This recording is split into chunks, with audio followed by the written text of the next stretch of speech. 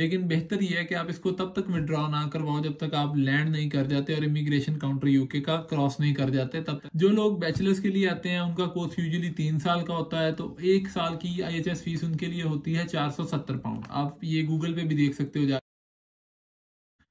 अस्सलाम वालेकुम friends, hope you all are doing good. This is doctor Hamza और आज की इस वीडियो में हम बात करने वाले हैं जो यूके स्टडी वीज़ा प्रोसेस है 2023 के लिए, उसके बारे में कंप्लीट स्टेप बाय स्टेप मैं आप लोगों को बताने वाला हूं। क्योंकि मुझे लास्ट वीडियो से काफ़ी इंस्टाग्राम पे मैसेजेस आए हैं कि यहाँ यूके आने का टोटल कितना एक्सपेंस होता है और क्या क्या स्टेप्स होते हैं, हमने आना है, क्या रूट है हमारे लिए, स्टूडेंट वीज़ा के लिए कैसे अप्लाई करें, डिपेंडेंट वीज़ा के लिए क्या रूट है।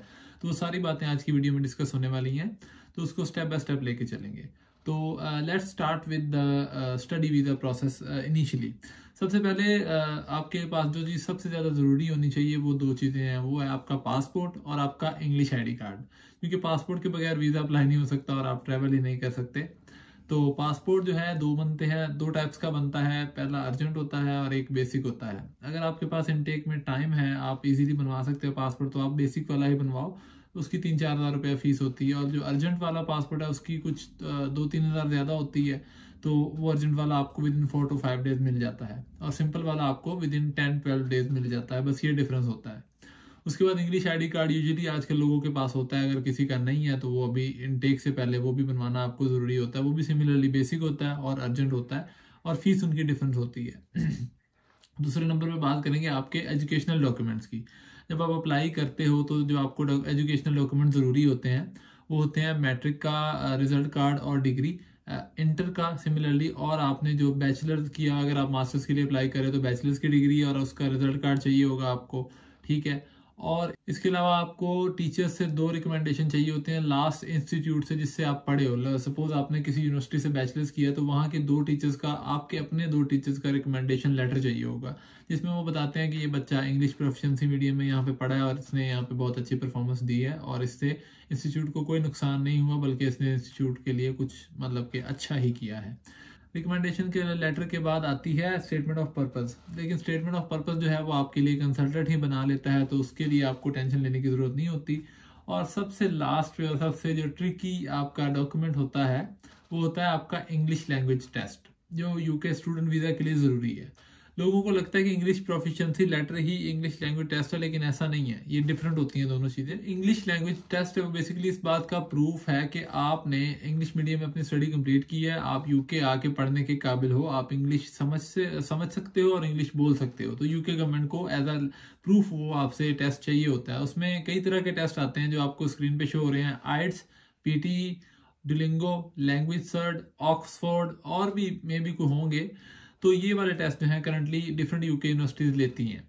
और जब आप अप्लाई कर देते हो तो अगर आपके पास आपका इंग्लिश लैंग्वेज टेस्ट है तो आपको डायरेक्ट अनकंडीशनल लेटर आता है किसी भी यूनिवर्सिटी से।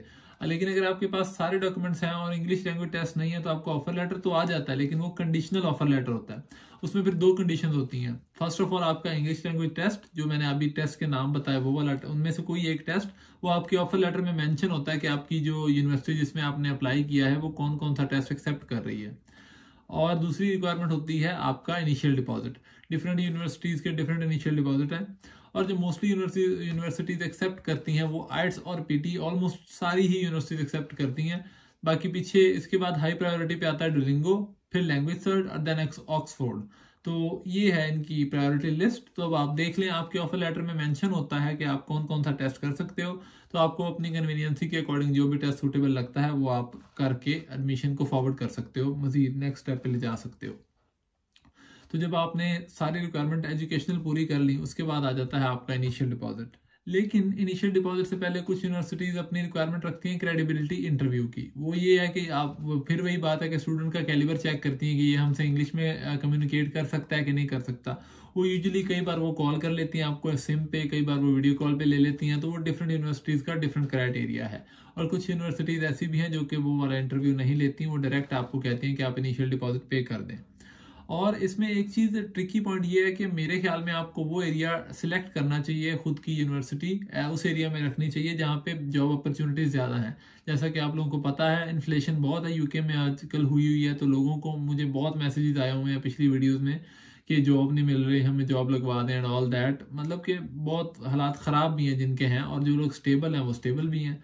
तो आप अपना एरिया ऑफ चॉइस जो है ना वो देख के सिलेक्ट करो, ताकि आपको यहाँ आके कम से कम परेशानी हो। थोड़ी बहुत तो सबको ही होती है, लेकिन आपकी जो है ना परेशानी मिनिमम हो। फिर इनिशियल डिपॉजिट पे करने के बाद आती है बैंक स्टेटमेंट। अब बैंक स्टेटमेंट क्या है, इसका कंसेप्ट भी मैं आपका क्लियर कर दूं।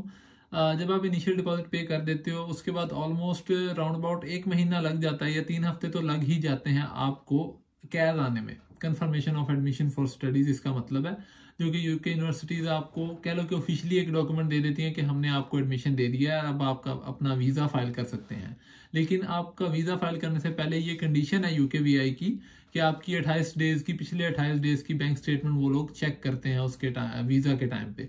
तो आप जैसे ही इनिशियल डिपॉजिट पे करो, मेरा आपको यही सजेशन होगा कि आप साथ ही अपनी बैंक स्टेटमेंट स्टार्ट करवा दो। चाहे आपने खुद की बैंक स्टेटमेंट अपने पैसों की अपने अकाउंट में शो करवाई है, या दूसरे रूट से आप लोग गए हो, बहुत सारे रूट्स होते हैं, लाइक मे बी किसी और के, आपके रिलेटिव के पैसे एंड ऑल दैट, कुछ भी है। तो आपको इनिशियल डिपॉजिट जमा करवाने के फौरन बाद अपनी स्टेटमेंट स्टार्ट करवा देनी चाहिए, ताकि आपका कैद आते आते आपके 28 दिन पूरे हो जाएं, या 28 दिन नहीं तो ऑलमोस्ट 20, 21, 22 दिन पूरे हो जाएंगे। तो आपको ज़्यादा इंतजार नहीं करना पड़ेगा, आपका टाइम सेफ होगा।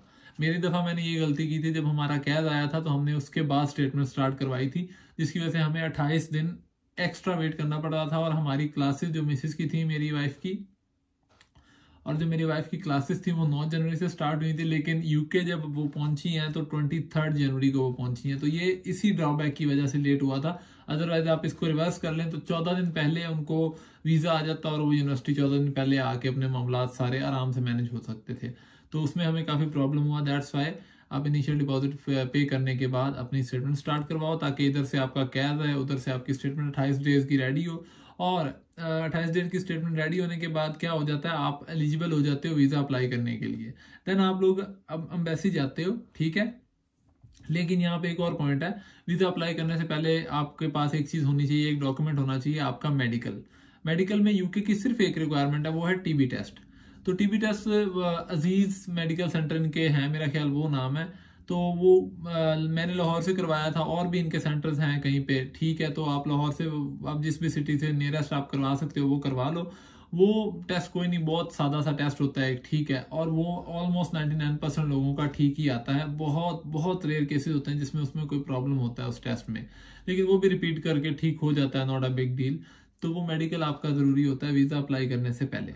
जब आपके पास वो मेडिकल भी आ गया, कैश भी आ गया, और आपको कुछ डॉक्यूमेंट्स, जब कंसल्टेंट आपकी डेट बुक करता है वीज़ा की अप्लाई के बाद, तो वो आपको कुछ डॉक्यूमेंट्स देता है, और आपके एजुकेशनल डॉक्यूमेंट्स, ये सब लेके आपको जाना होता है एम्बेसी। अब एजुकेशनल डॉक्यूमेंट की बात करें तो आपके पास 2 रूट्स होते हैं। आप अपने कंसल्टेंट को भी कह सकते हो कि भाई आप हमारे डॉक्यूमेंट जो है ना उनको स्कैन कर दो यहीं से, ताकि हमें एम्बेसी ना लेके जाने पड़े सारे डॉक्यूमेंट्स, और आप सिर्फ अपने चंद एक डॉक्यूमेंट जो अप्लाई के होते हैं उनको लेके आप एम्बेसी जाते हो, और आप अपना वीज़ा फाइल करके वापस आ जाते हो।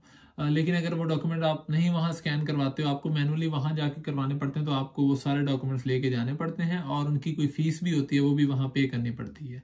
तो आपके पास एम्बेसी जाते हो कुछ पैसे भी जेब में होने चाहिए, क्योंकि वहाँ पे सडनली ज़रूरत पड़ सकती है। और पाकिस्तान में वीज़ा अप्लाई करने के 4 सेंटर है हमारे पास। सबसे पहले लाहौर का, उसके बाद इस्लामाबाद का, कराची का, और मीरपुर का। अब आप, ये डिपेंड करता है आपकी फिजिबिलिटी पे, आपको नियरेस्ट कौन सा पड़ रहा है और आपके लिए सबसे ज़्यादा फिजिबल कौन सा है। हाँ, डेफिनेटली इन सब सेंटर्स का रिस्पॉन्स टाइम थोड़ा थोड़ा वेरी करता है अकॉर्डिंग टू द रीजन, तो आप वो देख के अप्लाई कर सकते हो। गाइस, अगर इनटेक के टाइम पे रश बहुत ज़्यादा होता है, अगर और आपको अपॉइंटमेंट नहीं मिल रही होती ना, तो इसके भी अल्टरनेटिव रूट्स होते हैं। एम्बेसी जो आपकी है ना, उसके इर्द गिर्द ऐसे बहुत से लोग होते हैं जो आपको ये ऑप्शंस देते हैं कि हम आपको अपॉइंटमेंट लेके दे सकते हैं, एवरीथिंग हैपन्स हियर।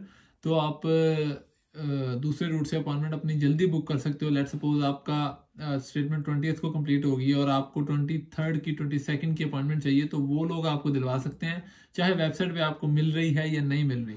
तो you can opt for that option also.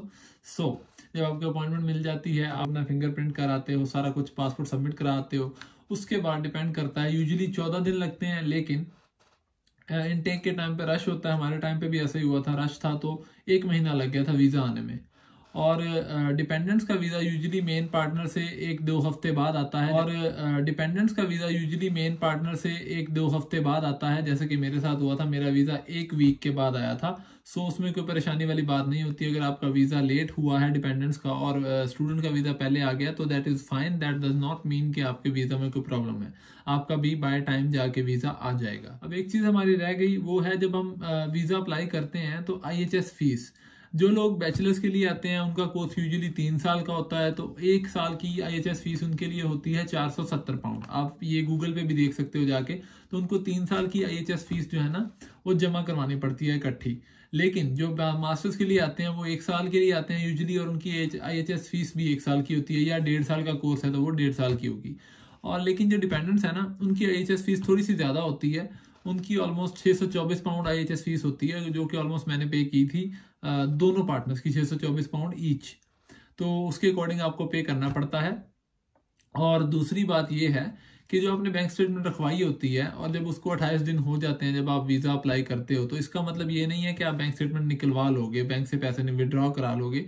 आप पैसे तब तक विड्रॉ नहीं करा सकते जब तक आपका वीज़ा कंफर्मेशन ईमेल नहीं आ जाती यूजुअली। लेकिन बेहतर ये है कि आप इसको तब तक विड्रॉ ना करवाओ जब तक आप लैंड नहीं कर जाते और इमिग्रेशन काउंटर यूके का क्रॉस नहीं कर जाते, तब तक आप पैसे ना निकलवाओ। बेटर ऑप्शन यही है सेफ साइड रहने के लिए। और जब आप प्लेन के लिए, फ्लाइट के लिए जाते हो तो अपनी लेटेस्ट बैंक स्टेटमेंट अपने साथ लेके जाओ एहतियातन। उसकी ज़रूरत नहीं होती लेकिन अपने साथ वो लेके जाओ। तो ये थी आज की कंप्लीट वीडियो। आई होप आपको ये वीडियो इन्फॉर्मेटिव लगी है। और अगर आपका स्टडी वीज़ा प्रोसेस से रिलेटेड कोई भी सवाल है तो मुझे बता देना, आई एम देयर। एंड आपका कोई मजीद क्वेश्चन है तो मुझे इंस्टाग्राम पे DM कर देना। मेरा डिस्क्रिप्शन में मेरा इंस्टाग्राम अकाउंट का लिंक है and you are free to contact me. So will see you next time in the other video. तब तक के लिए टेक केयर, अल्लाह हाफिज़।